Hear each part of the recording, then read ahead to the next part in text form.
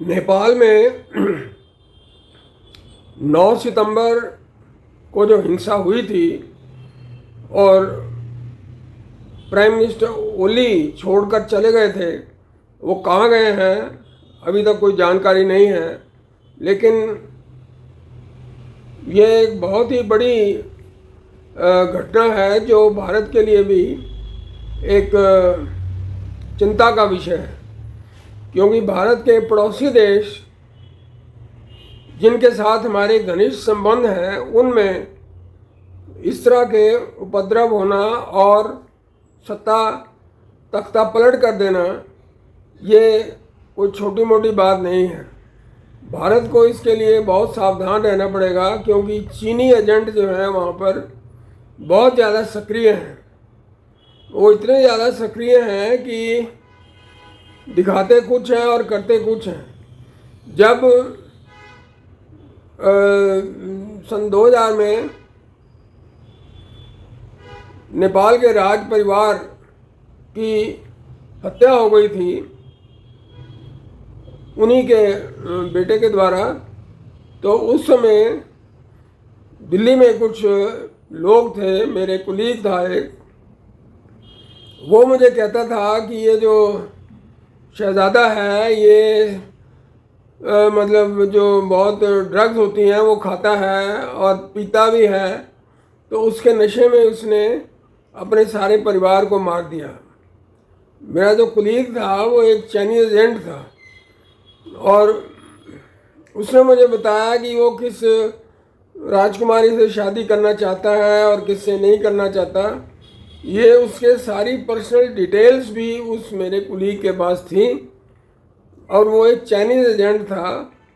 तो इसलिए जो है जब वो हो गया, मर्डर हो गया सारे परिवार का, तो फिर उसने कहा कि अब जो है अब इस देश में डेमोक्रेसी आएगी।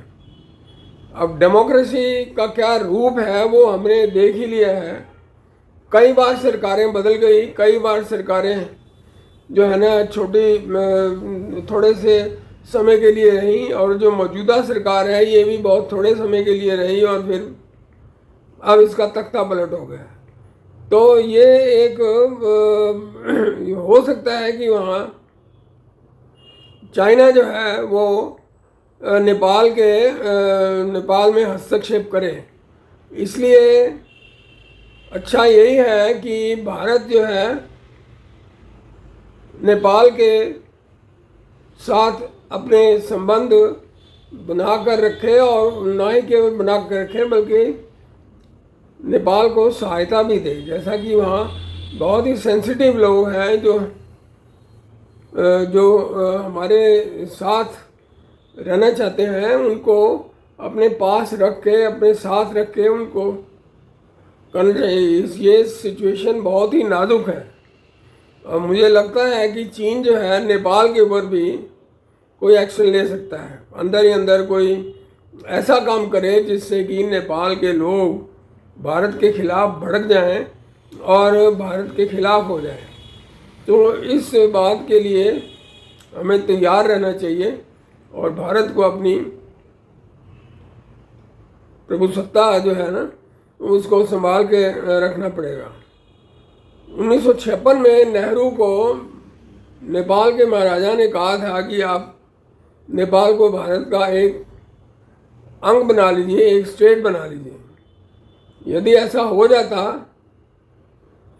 तो नेपाल हमारे साथ होता और नेपाल के जो बहादुर गोरखा लोग हैं वो भी हमारे साथ होते, क्योंकि वो तो बहुत लॉयल होते हैं और बहुत बहादुर होते हैं, बहुत सीधे साधे होते हैं। लेकिन नेहरू ने परवाह नहीं की, क्योंकि वो एक एंटी हिंदू था, व्यक्ति था। जिस प्रॉब्लम की, जिस चीज़ की उसने परवाह की वो था कश्मीर, और कश्मीर आज तक जो है ना जो है प्रॉब्लम दे रहा है। तो और जो चकमा हिल ट्राइब्स के लोग थे, बुद्धिस्ट थे 99%, वो मिले थे नेहरू से आगे और उसने उसको कहा था कि हमें आप भारत में मिला लो, लेकिन उसने नहीं मानी, क्योंकि वो एंटी बुद्धिस्ट और एंटी हिंदू था, उसके पर्सनल निजी जो है ना, उसके जो पीड़ा इलेक्शन थे, निजी जो उसका स्वार्थ था, उसकी वजह से वो केवल मुसलमानों को खुश करने के लिए ऐसा करता था। और गांधी भी यही करता था, यानी मुसलमानों को खुश करने के लिए गांधी ने कहा कि इन रिफ्यूजियों को जामा मस्जिद से बाहर निकालो। ऐसा क्रूर व्यक्ति कैसे भारत का राष्ट्रपिता बन गया, मैं हैरान हूँ इस बात पे।